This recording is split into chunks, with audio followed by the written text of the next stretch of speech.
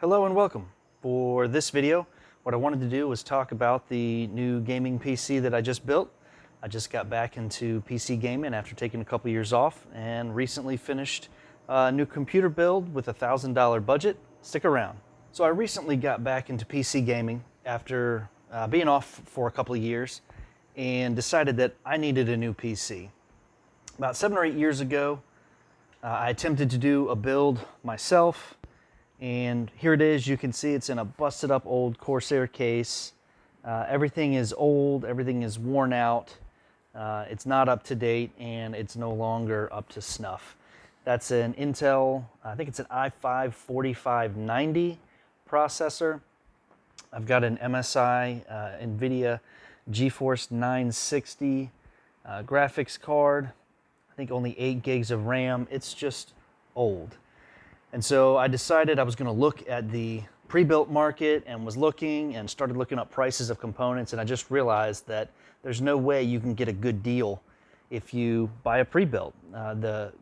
So the first decision that I decided to make, well, I guess the first decision was my budget. And what my original plan was I was going to try to stay under $750. And I did a lot of research and looked at a lot of parts and started putting a parts list together. And the more things that I researched, I kind of fell victim to the mindset of, oh, $30 more will get you 20% more performance here. And that really took me down a path. So I ultimately ended up more in the $1,000 range, but I'm real happy with the build that I got. So that was my starting budget, or rather my ending budget was $1,000.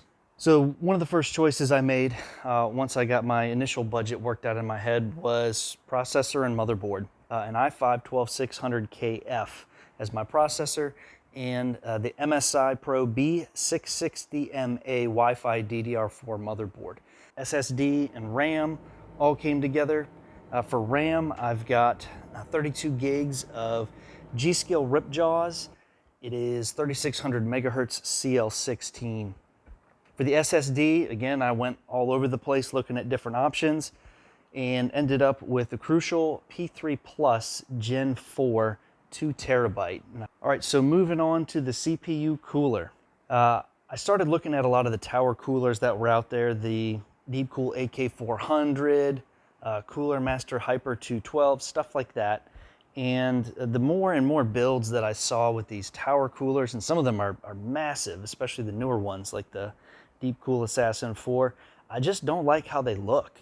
I think there would be plenty effective for my processor, and so what I ultimately ended up with was an AIO, and I did a 360 millimeter AIO, because why not?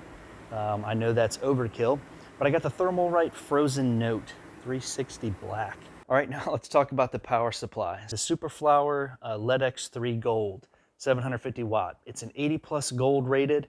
It's on the A list, on the tier list. It's an A list power supply, and I was really happy with it.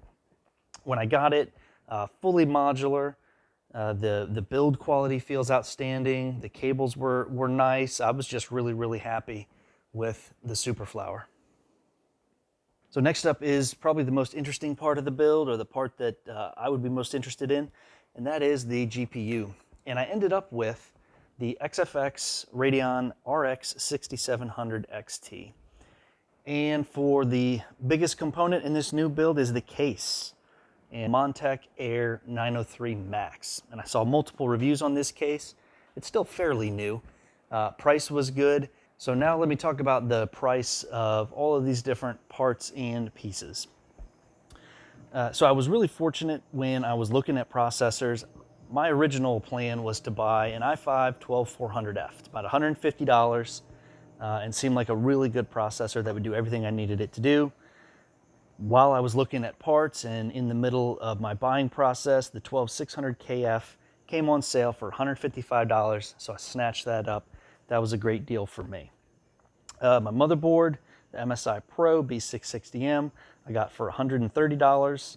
The G.Skill RAM, I paid $75 for, and the Crucial P3 Plus was $80. I got the Thermalright Frozen Note for $67, and I paid $330 for the XFX card. The power supply I got on sale for $105, and I paid $75 for the case. So if you add it all up, my grand total for all the core components in this build was $1,017. And I was really happy to get the price to performance for $1,000. If you look at pre-built computers that have some of these same core components or even lesser ones, I'm seeing them sell for $1,500, $1,600, stuff like that. And to me, ultimately, it was a no-brainer to try to do it all myself.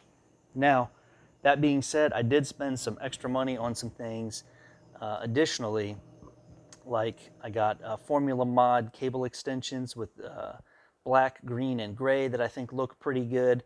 I got a GPU sag bracket, and I did get some extra fans. Those added some extra cost, but they certainly weren't necessary. I kind of went overboard with the cooling of this computer.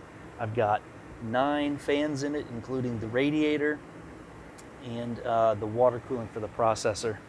Definitely overkill. None of that is necessary. I think it looks cool, and I have not been able to get the CPU above 59 degrees doing anything. So I'm very, very happy with the performance of it, but it is definitely overkill. I had an absolute blast in this build process of going through everything, picking out the parts, working with my budget, making adjustments, looking at the performance of things. I'm very analytical and I'm very research intensive, so this really spoke to me with the volume of information that's out there, along with the build tutorials. I watched tons and tons of build tutorials from all the big YouTubers to help me learn exactly what steps I would need to take, and ultimately, I didn't have any issues with hardware. I had a couple driver issues when I first got started. I was able to work through that, and this computer now functions incredible. I don't have a lot of benchmarks to show you because I don't play a lot of the games that people are using to benchmark, like Cyberpunk and whatever all those other ones are. That's not the style of game that I play. But in my next video, what I'll do is I'll show you some benchmark performance and the performance in Starfield, which came free with the graphics card, which was pretty cool. Got the digital premium edition for free, and some of the other things in the performance of this computer. Thank you so much for watching. I hope you enjoyed learning a little bit about my build.